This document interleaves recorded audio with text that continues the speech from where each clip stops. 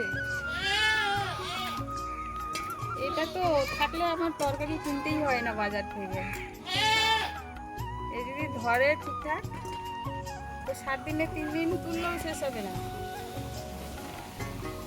এটা খেতেও ভালো লাগে, ভাজা করো, ঘাটি মানে ছেঁচড়া করো, যাই করো, খেতে ভালোই লাগে। এখনো হয়নি সম্পূর্ণ, ছোট আছে গাছটা এখনো। পুরো মাচাটা ভরে যাবে তখন এক ডালি করে হবে।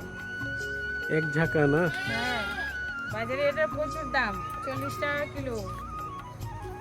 খুঁজে পাওয়া যায় না আবার। এটা কে খায়? ভালো।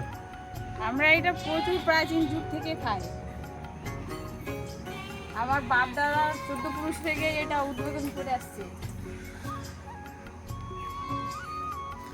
আমাদের এই লঙ্কা গাছগুলা কবে যে ধরবে? লঙ্কাগুলোতে রোগ ধরে। কবে যে হবে? হয়ে যাবে, কিন্তু একটু মনে হয় কিছু বিষ দিতে হবে। বিষ আর কি দিবা?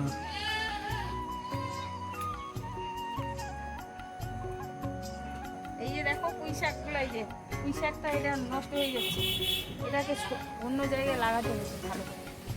পরই পরই পড়ই, পরই শাক। হ্যাঁ পড়ই শাক। পরই শাক, পরই তো বলে।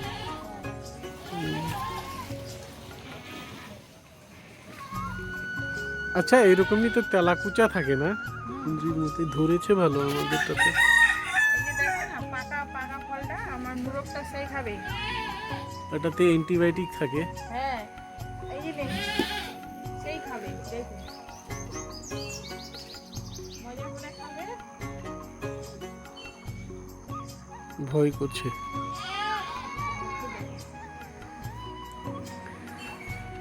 হয়ে গেছে আর নাই। কতটি? ওই অতটুকু হয়ে যাবে তো।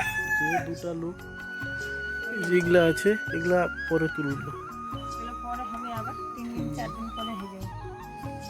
আচ্ছা, এটা একটু খাওয়াই, খাওয়ালে ওর ভালো হবে।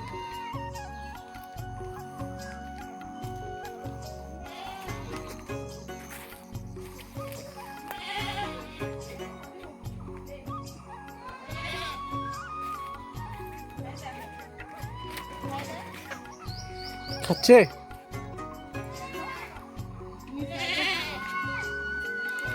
ভয় করছে তো।